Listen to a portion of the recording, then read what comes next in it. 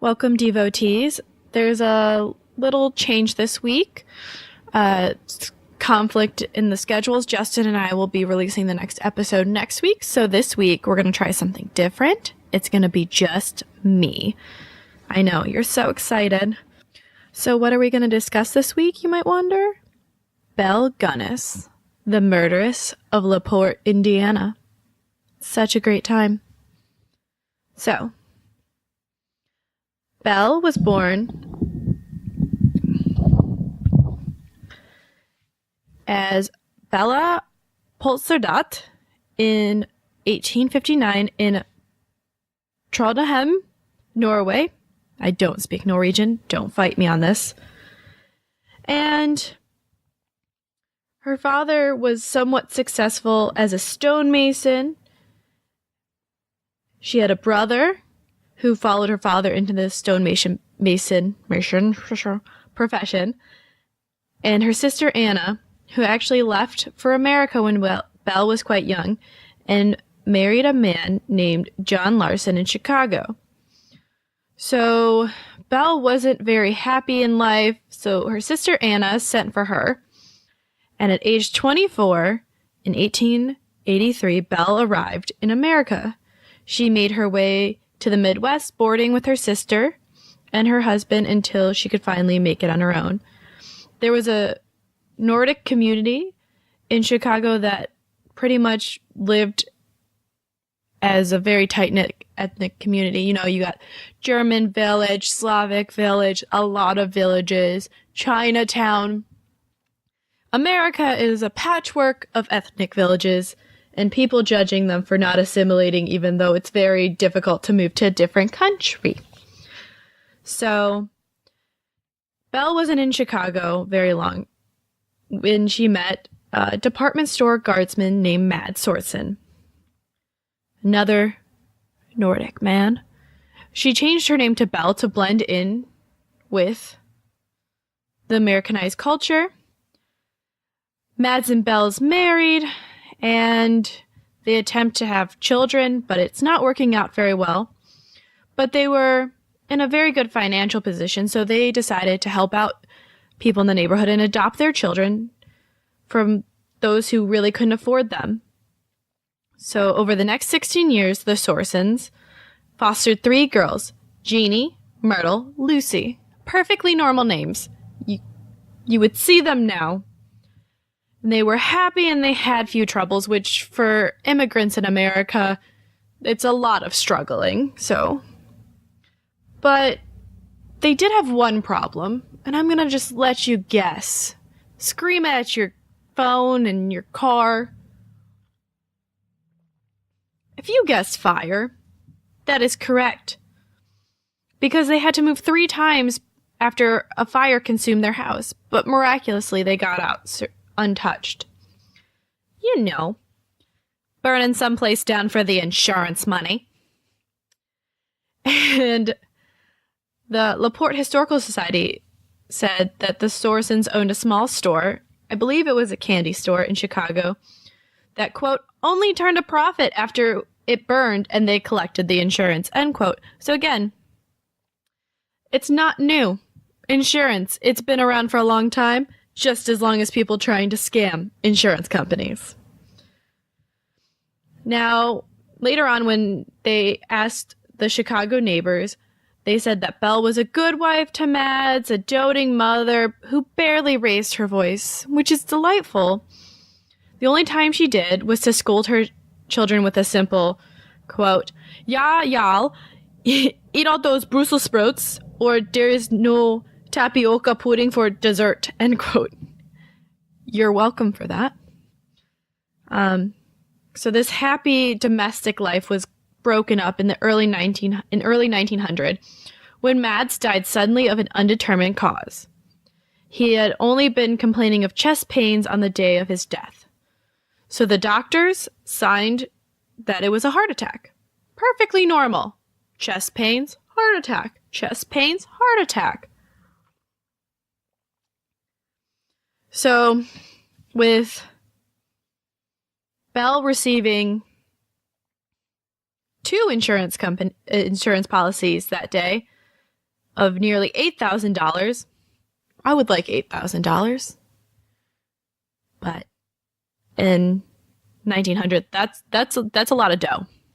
You could buy a lot of candy with that.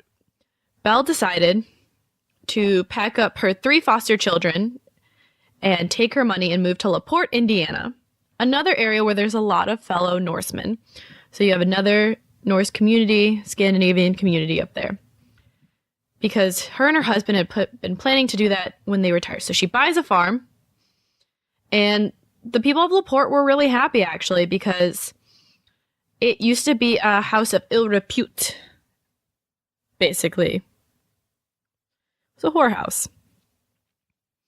And really, it had fallen into disrepair because the Madam Maddie Alty had passed away at a nice old age. So, good thing they let her die in her old age. It was a simple square house of red brick, 2 stories high. There's an orchard on one side, a shallow swamp, and a forest on the other. Very nice. You know, picturesque. So, and it's not too far out of town, so they can easily go into town to get supplies. So they sweep out the house, they cleaned it up. Their neighbors loved it, and they were welcomed happily into the community. So,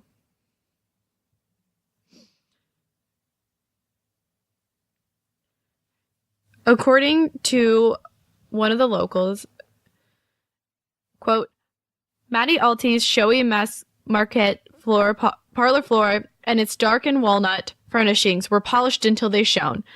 Simple ruffled curtains of white were put up to brighten up the tall, narrow, dark tree-darkened windows. A handsome front fence was put up by a young hardware clerk, Charles F. Prallman, who was puzzled by the square of Komoko link fence that penned the hogs in the back on the rise that sloped up the swamp, end quote. Really, the reason why he was curious about this fence, it was about 6 feet high and topped by barbed wire. I don't own pigs or hogs, but I know people who do, and I've seen how they store them. And let me tell you, you don't need a 6-foot fence. No pigs jumping that high, especially once they get big. They can't jump, really. Unless they're looking for a marshmallow. Fun fact, pigs like marshmallows. So, she hires carpenters to free the clogged drain spouts, straighten sagging shutters, and reinforce the small barn. And not long after she had arrived in La Porte, Belle, out of nowhere, produced a husband. What kind of skill do you need to do that? Do you just like wave something, have a butterfly net, and just go out and catch one? Just get your handkerchief and out the window go, yoo-hoo, husband! And someone appears? I don't know. So her husband was tall, good-looking, bearded Peter Gunness. A farmer by trade, so that's good, because she's never farmed. And with him, he brought a baby boy from his previous marriage. Unfortunately, not long after moving to La Porte, the boy contracted a virus and died. Weird. The family grieved together and worked many hours out in the fields to keep the farm thriving. And it kind of helped them through their grief. The children were helping with all the tasks they could, and Peter and Belle became regulars in town, trading their cattle, their crops, manure for tools. Then on one winter's eve, before the end of 1900, Janine was upstairs and she hears a clattering down below, so she rushes downstairs and finds her stepfather, Peter, withering in pain on the floor. Next to him is the large meat grinder, and Belle is screaming and weeping that the meat grinder had fallen off the shelf and onto his head. I don't know why it would have been somewhere it would have fallen on you, but that is her story, and she sticks with it. Peter dies before sunrise, so they'd been married barely a year. However, the next few years Belle's in La Porte, her farm prospers.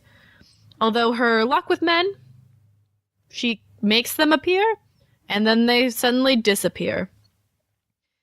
She loses farmhand after farmhand after farmhand. These men she hoped would become her husband and partner in the farm, they disappear. Especially in the middle of harvest when you really need extra hands. You know, it appears like some of them, one named Peter Carlson, who was really becoming a suitor, talked about marriage openly, but disappeared in the middle of the night. So, instead, when this happened, she would call upon 19-year-old Emil Greening, her neighbor, to come over and help out. But luckily for him, he had no attraction to the older woman.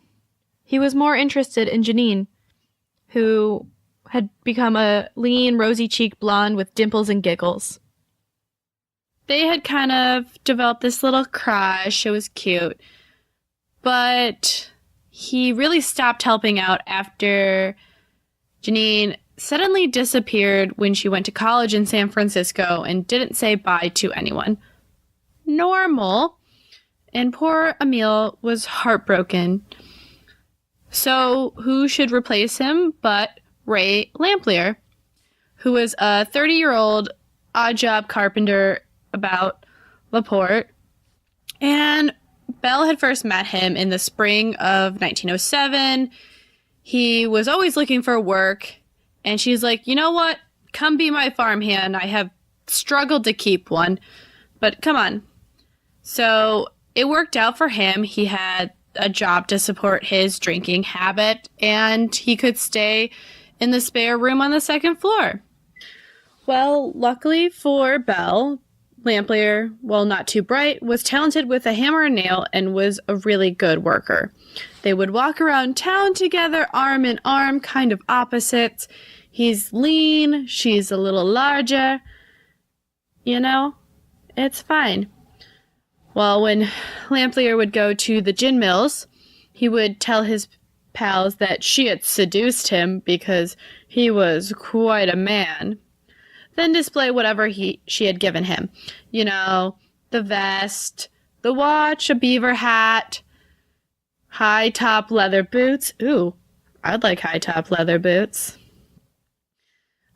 All of a sudden, though, Christmas of 1907, Belle is suddenly walking around La Porte with a new man who seemed to appear out of nowhere. I'm really just impressed that she keeps finding all these new men. Now, everyone, especially Lamplier, got a bit of a shock when the couple paused to look to purchase wedding rings. Surprise! So Lamplier gets jealous and he's going to saloons to rant and drink and just be angry. And then the suitor disappeared. It's a drinking game. Every time a suitor disappears, take a drink. Drink of coffee, drink of tea, drink of whatever your poison is. So Lamplier's like, okay, good. I still got my lady. And then another gentleman showed up. And everyone's like, this must be true love. The big Swede, I mean, for a Swedish man to be called big, how big do you think he was? Don't make it dirty. Don't make it dirty. Andrew Hegelson beamed when he was walking around with his woman. He was having a good time. He's a slap-happy, good-natured man. And all of a sudden, he withdraws all of his money from another bank in his native South Dakota because he and Belle are getting married, and that's what you do. Now, I'm not married. Nowhere close, but it's my fucking money. I would not withdraw all of it. there needs to be a conversation, and that's a weird thing to do. You know, joint accounts, fine. But my parents have taught me, you earn your money. You deserve your money. But you earned it. And I get that it's different in 1907, but still a little weird. So,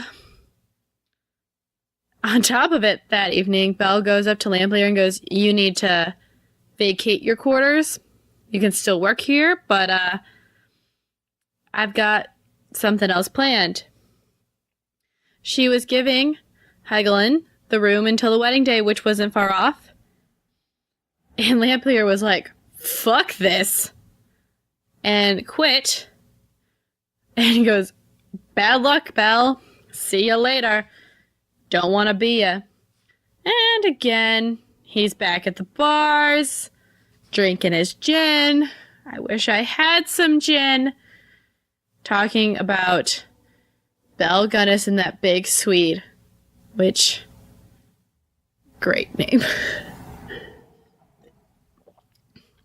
The real question should be, how big was he? But the next week, Helgelin was gone. So her fiancé's gone, even though he's taken all his money out of the bank. And Belle goes to her neighbors, quote, when am I ever going to learn? What do I do wrong with these men taking such advantage of me? And then I imagine she falls onto a fainting couch, whatnot. So, she goes to Lamplier, tries to get help, and he's like, no. Fuck your crop. So Belle has to go find someone else. Lamplier is like her puppy that she keeps around. She kicks it when she wants to, and has a new puppy, and then whenever she doesn't, like, her new puppy goes missing for some weird reason, she's like, come back here. Come back here, other dog. But for once, he says no. So she hires a local man who has a good reputation, who's known for being truthful and get it done, Joe Maxon. And shockingly, no suspected relationship between the two. Which seems weird because she seems to have a relationship with everyone. Even she's got men popping up out of the ground. Maybe that's what she grows at her farm. It's not corn. She grows men. Which will awkwardly come somewhat to fruition. But Maxon remains to himself, reading his newspaper, playing on his fiddle. And he only really got into Belle's business when he was like, Lamplier's trespassing again. I'm sorry, Lamplier's trespassing again. He's very jealous and... So... And Lamplier's so jealous, he keeps going and threatening Belle. And I mean, when you're doing this in bars, people hear you. Did we not learn this from Harry Potter? Sometimes the perks of a crowded bar is people don't hear you. But the problem is, he's at his local bars, and everyone knows everyone, 'cause Indiana. And, they tell on him a lot. So, Belle is like, I can't deal with this anymore. He's trespassing, he's threatening me, so she keeps having him arrested. And Lamplier is like, I'm gonna harass you, but at a distance, so I'll just stand at the edge of of your farm and just be like, why did you do this? Why? Could you not play with my heart?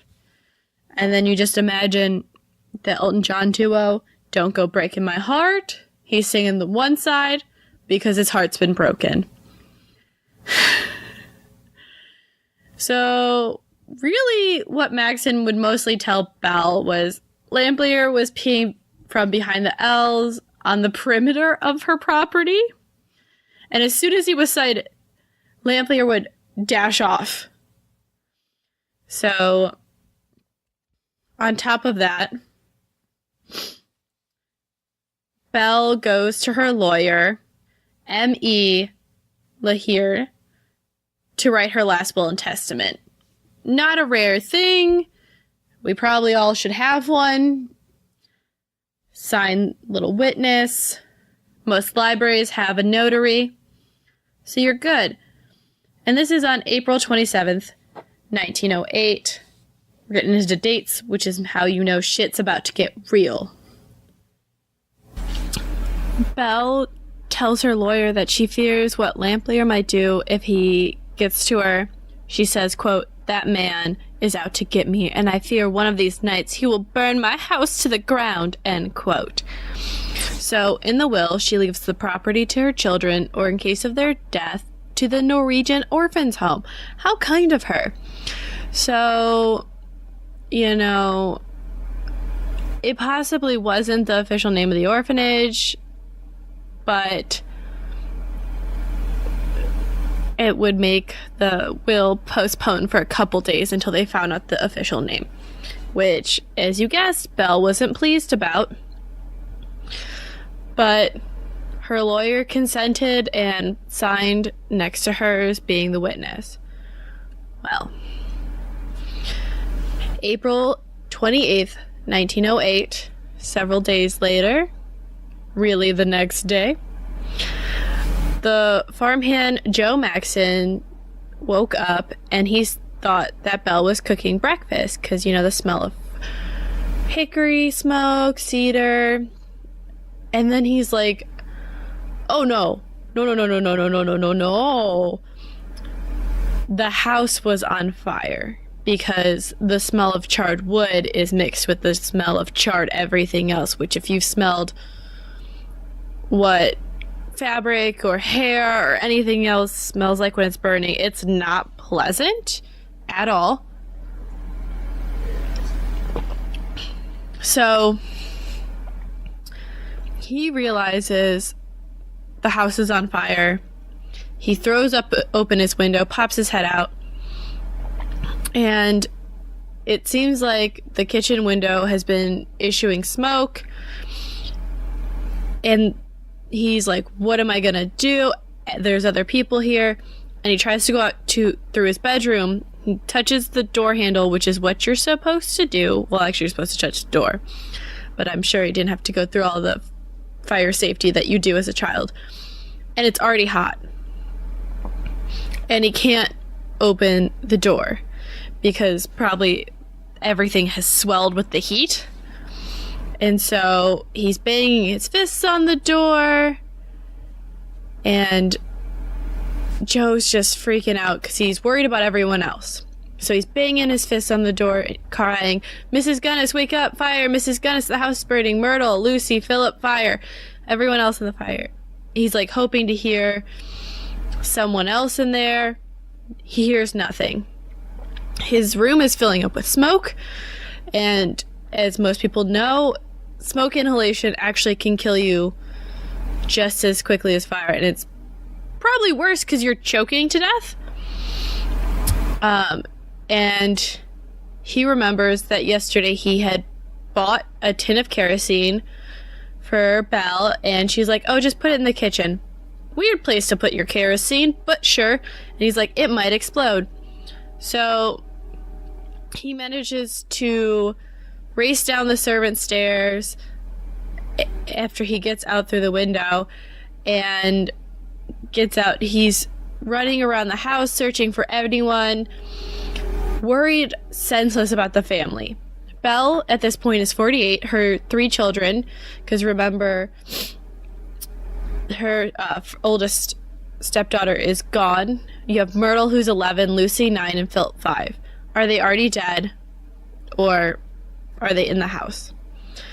So as soon as Maxon saw 2 neighbors racing towards him on their bikes, they had already spotted the flames. They immediately start to basically help figure out if anyone is in the house, like throwing rocks into windows, just anything they can do in case someone's in there and shouting for them.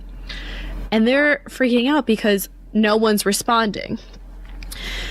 And I'm sure if you heard other, like, even our stories about airplane victims, like if they're hurt people in cases of crisis, you call out, you want to be rescued, and there's no sound.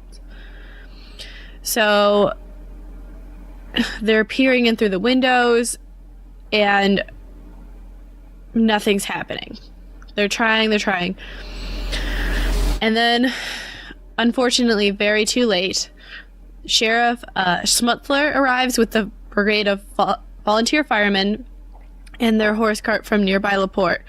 At this time, having a designated, fire department is very rare.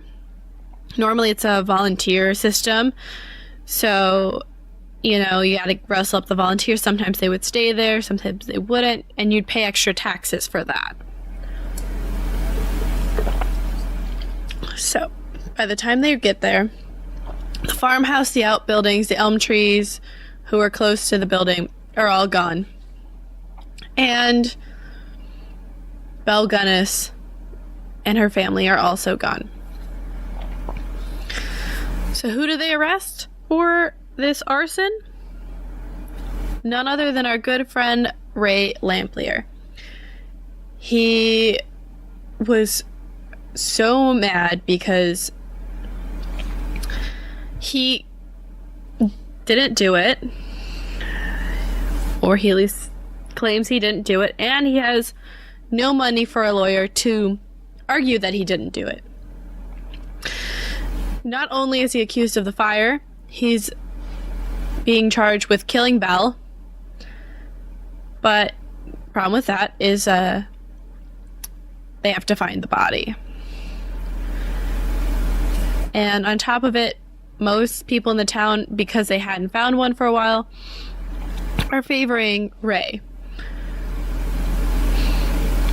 Because the body they did find was a headless woman in the rubble of the farmhouse, but it was too small and headless, which is a bit odd.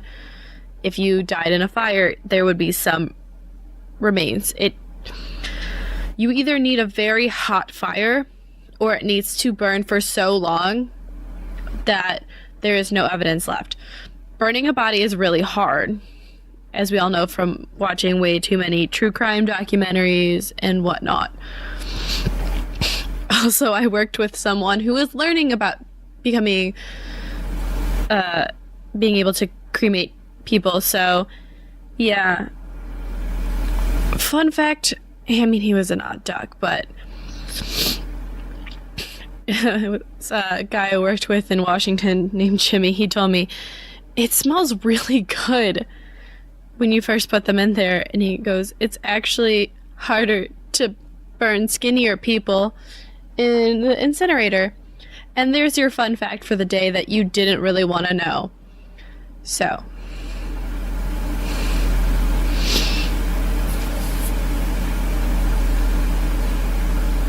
everyone kind of started getting really suspicious of Belle. The corpse didn't kind of match, and they're all kind of like, you know what's weird? She had a lot of male suitors that just disappeared, and people kept remembering all these different people, and the men would, leave their possessions behind, which is rare at this period of time. You really didn't have as many possessions if you're pretty much anything besides upper class. Many people recounted seeing Belle in the fields after these men would disappear, wearing their long coats to plow or their hats.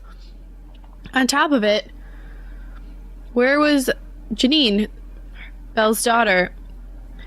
They had contacted the school in San Francisco after the fire, and there was no record for her. They began to question, where's Belle getting her money? She was living really well, very successfully in the middle class.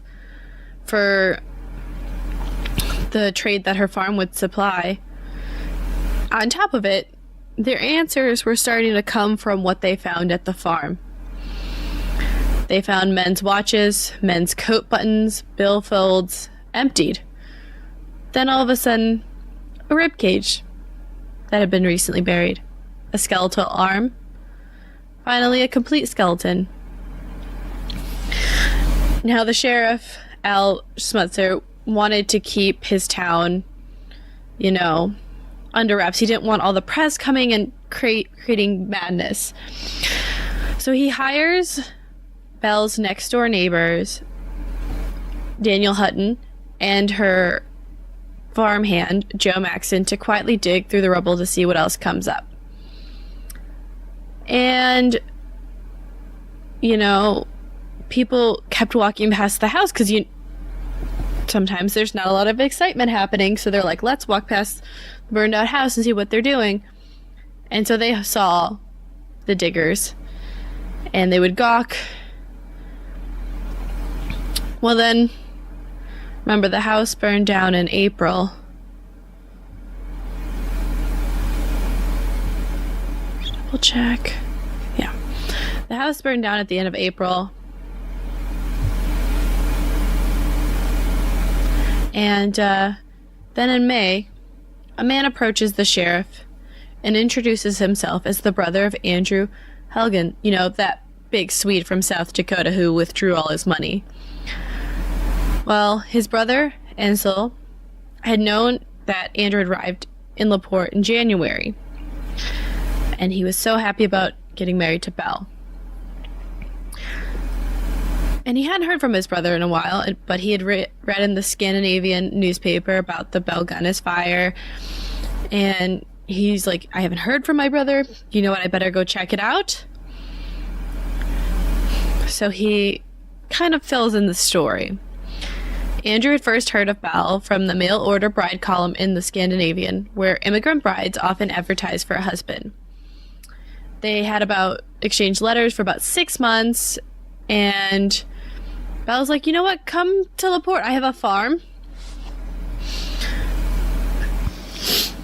So when his brother informed him that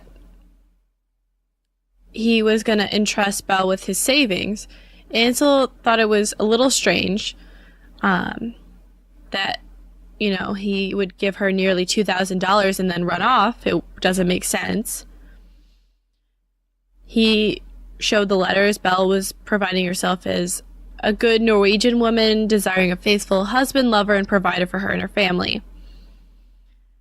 But slowly, Ansel's letter shows that she had a monetary motivation for having a husband, which is fair at this time. Most women did. On top of it, this really comes out when she showed she had a little experience in this. She wrote to Andrew, quote, "Do not send any cash money through the bank. Banks cannot be trusted nowadays. Change all cash you'll have into paper bills, largest denominations you can get, and sew them real good and fast on the inside of your underwear. Be careful and sew it real good, and be sure not to tell anyone of it, not even your nearest relative. Let this be the only a secret between the two of us and no one else. Probably we will have many other secrets, do you not think?" End quote. Yeah, so that's definitely not strange. I mean, think of any relationship you've had. They've definitely told you to sew large bills into your underwear and not tell anyone about it. But the sheriff thought Ansel was overreacting. He goes, "Belle Gunness isn't a gold digger. She's not a murderer." But Ansel is not convinced of this. And as the digging was taking place, he knew that items were coming up and he was hoping to find something of his brother. He wanted to know what was happening. So Ansel goes over to the farm, introduces himself to Joe and Daniel. And he's like, "I'll help you dig. I just have a hunch my brother's here." So as they're digging, Ansel talks to Madison and goes, "Has Belle ever dug any holes on her property for trash or cinders?" And, quote, "As a matter of fact, yes. There was a large garbage pit behind the house near the hog pen where she'd been throwing old boots, ham bones, coffee tins, things like that. She had me cover it over around March. Why?" End quote. "Thanks, Maxon." So Ansel just goes, not saying anything, picks up his shovel and begins to dig where Maxon had pointed.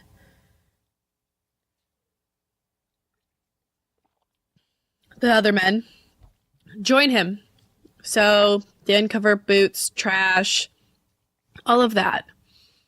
Then all of a sudden, a smell started coming up from where they were digging. And you know, people say, once you've smelled death, you'll always know the smell of death. Yeah. Then they hit something covered with an old oilcloth and a gunny sack. And the stench was really strong. They lift off the coverings and they found a man. As soon as Ansel looked at him, he's like, "That's my brother." And he had been hacked into pieces, packed in a series of flour and produce sacks. They summoned the sheriff and continued digging. Before the day was out, they found 4 more bodies, 2 male, 2 females, all in the same matter as the Swede in packages. One of the women was Ginny. She hadn't gone to California after all. She was badly decomposed, but they could still recognize her, and especially her long blonde hair. So, it is often believed that Jenny disappeared because she got suspicious of her stepmother's suitors, who kept disappearing in the middle of the night. Well, La Porte was shook and scared because lonely Belle Gunness, who everyone felt bad for, turned out to be a Lady Bluebeard with the greed of Mammon and the heart of Satan. Unfortunately for the sheriff, he couldn't hide this from the outside world anymore. And all of a sudden, you have reporters from Indiana and as far away as Seattle converging on the town. They turned the town's biggest hotel, the Tea Garden, into basically their newsroom. And they just basically spent their days going between the Guiness farms and the Tea Garden Hotel. Day and night. Just when you thought it couldn't get more salacious, they came up with their lovely new titles. Belle Gunness, the Black Widow, who might still be alive. They interview everyone in the town today to get any information. Some mentioned that all of a sudden they remembered she did act awfully suspicious. So they had to try to remember all the names and faces who had worked for Belle, courted her. They were like, "Where's old Budsberg? He had worked for Belle and had been a potential."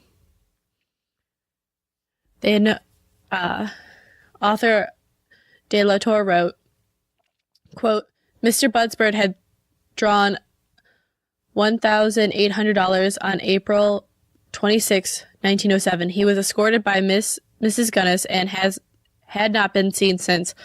His sons had written to ask what had become of him, and the bank cashier on Mrs. Gunness's to inquire. And the bank cashier called on Mrs. Gunness to inquire. She said old Budsberg had gone to Oregon," end quote. So, another resident asked, "Where's Olaf Lindblom? He was, just from Norway, around 30 years old. He was last seen moving the old privy on Belle's property off his hole, and the next time they visited the farm, Mrs. Gunness said that he had left her without notice and had gone off to St. Louis to see the fair. Another name that was mentioned was Henry Gerhold. Many people remembered that he was pleasant, he was courteous, and he had only arrived in 1904. But in August, Belle had to get help because Henry had left her in a lurch again, like everyone else, to go off with a horse trader. Some people were there so briefly that the townspeople never had a chance to learn their name. The butcher, Emile Palm, said, quote, "There was a young boy at the farm last summer who came into La Porte several times with Mrs. Gunness, but then stopped coming. One time I asked her what had become of the boy, and she looked up at a piece of meat and remarked what a lovely cut that would make," end quote. Suddenly, they're remembering all these cases where people are leaving their property behind.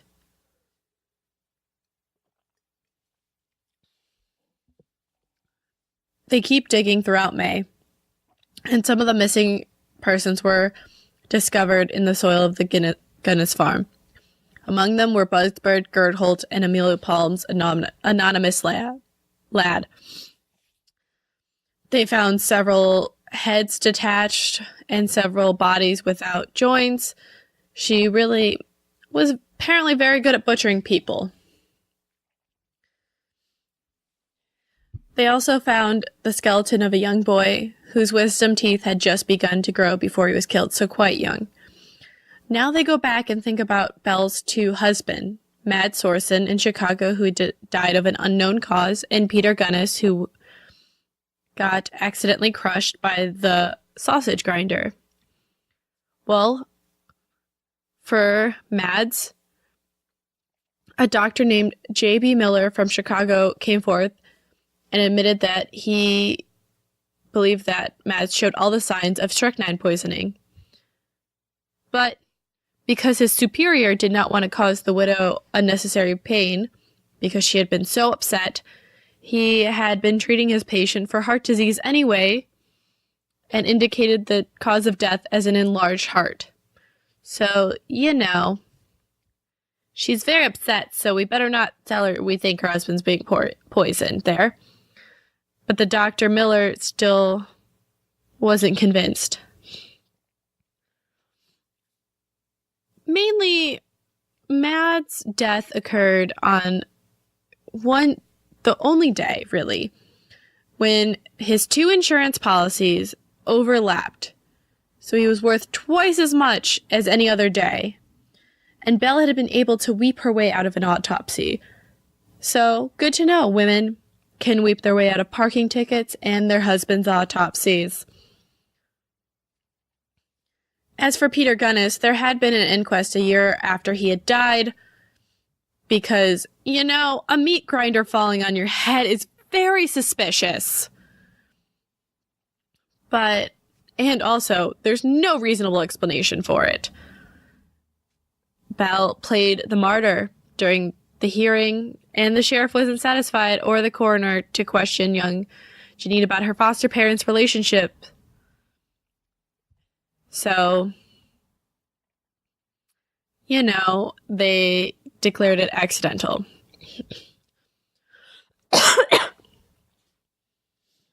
Quote, "Mrs. Gunness was cool at the funeral.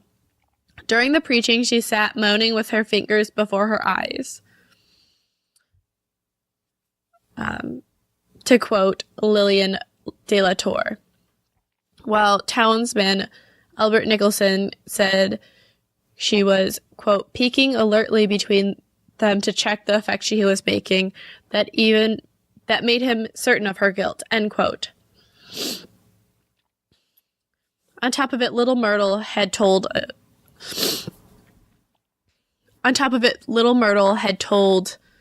a schoolmate, my mama killed my papa. She hit him in the head with a meat cleaver and he died. Don't tell a soul." And this was only a week before the fire.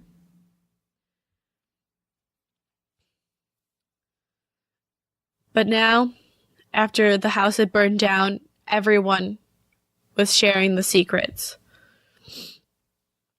Everyone was waiting for the diggers to find Belle's head, but they never did. They arrested Ray Lamplier for murder and arson on May 22nd, 1908. He was found guilty of arson, but cleared of murder. However, he died in prison, but not before he told the truth all about Belle Gunness and her crimes, including the fact that she burned her own house down, and even cleared up that random headless female corpse in the ruins of her home. Belle had unfortunately lured a woman from Chicago as way of hiring her for a housekeeping position before her escape from La Porte. So, Ray said that Belle had drugged the woman, bashed in her head, decapitated her body, took the head, tied weights to it, to the swamp and threw it in the deep water. Then she had chloroformed her children, smothered them to death, dragged their bodies to the basement where she had the headless corpse. She had dressed the corpse in her old clothing, removed her false teeth, placing them beside the corpse to make sure everyone thought it would be her. Then she torched her house and fled. Ray admitted to helping her.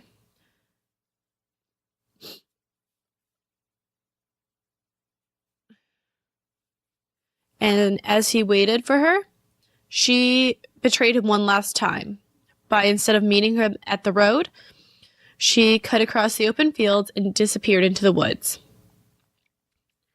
Some people said that Ray had taken her to Stillwell in Indiana or saw her off on a train to Chicago.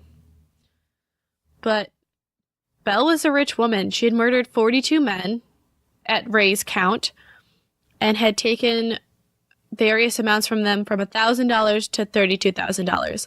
And remind you, this is turn of the century money, so a lot of money.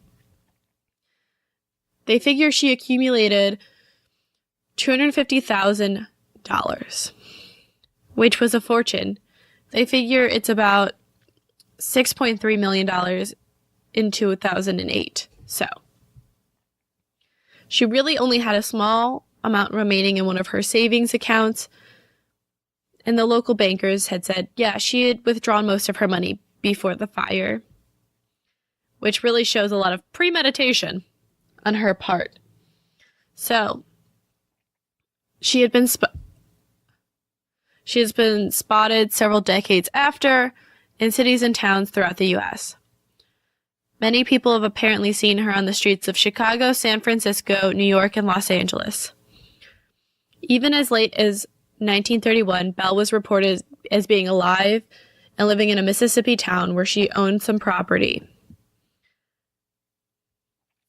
Sheriff Schmaltz, for over 20 years, received an average of 2 reports a month. She is basically our mysterious female criminal, and people wanted to... She's probably like an Elvis sighting, I guess. All 3 bodies of Belle's children were found in the wreckage, and they've never been able to identify the headless female corpse. No one really knows what happened to Belle. Some people thought she was killed by Lamplier, other that she faked her death. However, in 1931, there was a woman known as Esther Carlson who was arrested in Los Angeles for poisoning August Lindstrom for money. People who had known Belle claimed to recognize her in the photographs of Esther Carlson, but they were never able to prove it because Carlson died while awaiting trial. So what do you think? Did Belle fake her death? Did she continue on her life as a Black Widow? We'll figure it out next time. Let me know what you think about the solo episodes. Additionally, we now have a Patreon, so if you want to help support the show, help me get some, better equipment, go to some conventions. I know there's one in Chicago coming up, and there's also CrimeCon. And we also have a Facebook group where I'm pretty active You know, if you want to talk about cases, suggest topics, anything like that, I'll be around. Until then, next week will be Justin telling, I'm sure he always does an amazing job, a great story. And I'm really intrigued to see how this one goes. So you'll just have to wait till next week. Catch you later, devotees.